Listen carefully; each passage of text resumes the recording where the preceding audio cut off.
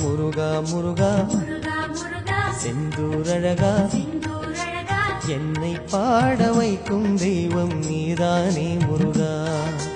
அமரோர் தலைவா அமரோர் தலைவா அறுபடை அழகா அறுபடையழகா என் சிந்தை என்னும் அரியணையேறும் ஞானம் நீ முருகா.